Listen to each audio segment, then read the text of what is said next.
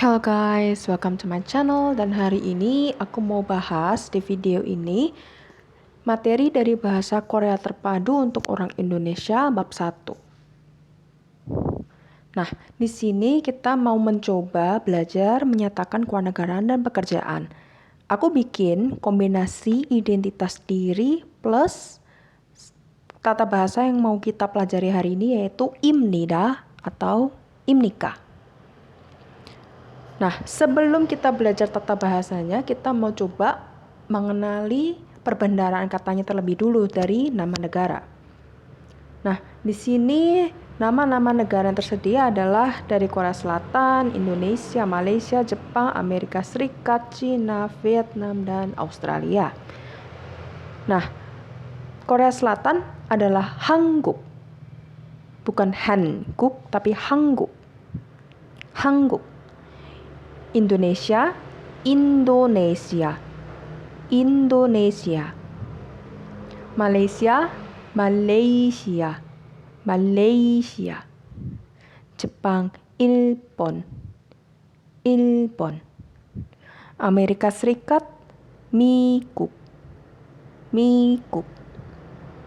Cina atau RRC, Chungguk, Chungguk. Vietnam, Vietnam, Vietnam, bukan Vietnam tapi Vietnam. Terakhir Australia, Hoju, Hoju. Nah, di atas aku menyematkan nama negara plus saram adalah kombinasi ya untuk membuat suatu kewarganegaraan atau seseorang itu berasal dari negara mana atau orang mana. Nah, berikut jika dikombinasikan hasilnya menjadi Hanguk saram, orang Korea, Indonesia saram, orang Indonesia, Malaysia saram, orang Malaysia, Ilpon saram, orang Jepang, Mikuk saram, orang Amerika Serikat, Chungguk saram, orang Cina atau orang RRC, Vietnam saram, orang Vietnam, dan terakhir Hoju saram atau orang Australia. Nah, berikut ini imnida. Sederhananya tata bahasa ini memiliki arti adalah ya. Kalau dalam bahasa Inggris is atau am atau are. Diletakkan di belakang objek ya menjadi adalah bla bla bla. Bla bla bla tersebut bisa kita isi dengan objeknya. Karena ini berkaitan atau temanya tentang perkenalan diri, maka objek yang bisa dimasukkan atau disubstitusi adalah tentu saja data diri ya, tentang nama, mungkin alamat, umur, atau mungkin pekerjaan, seperti itu. Contohnya di situ ada 2 ya. Orang Indonesia, kita mau membuat kalimat adalah orang Indonesia atau si pembicara ini adalah orang Indonesia. Indonesia saram, kita tinggal menaruh imnidanya di belakang status ya, di belakang status kewarganegaraan kita Indonesia saram. Indonesia saram imnida tanpa ada spasi. Begitupun dengan orang Korea di contoh nomor 2 Hanguk saram.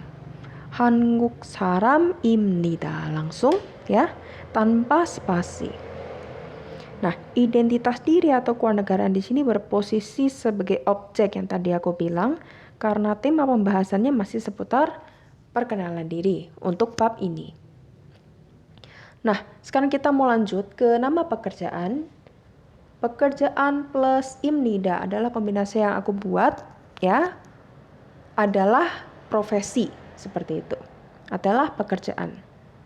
Hakseng, pelajar, 회사원, pegawai swasta, 은행원, pegawai bank, 선생님, guru, 의사, dokter, 공무원, pegawai negeri, 관광 가이드, pemandu wisata, terakhir 주부, ibu rumah tangga.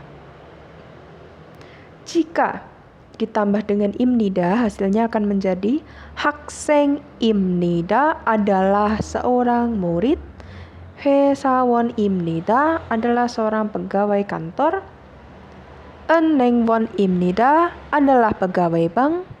선생님입니다 adalah seorang guru. 의사입니다 adalah seorang dokter. 공무원입니다 adalah pegawai negeri atau pegawai PNS seperti itu ya. 관광가이드입니다 adalah pemandu wisata. 주부입니다 adalah ibu rumah tangga.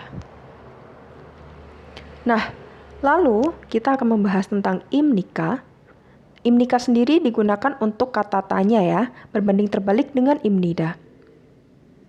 Contohnya, Indonesia saram atau orang Indonesia, kita bisa menjadikannya sebagai kata tanya dengan menambahkan imnika.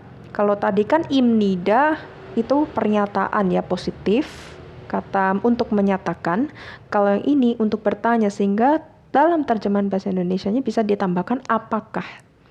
Apakah Anda orang Indonesia atau orang yang kita tanyai adalah orang Indonesia?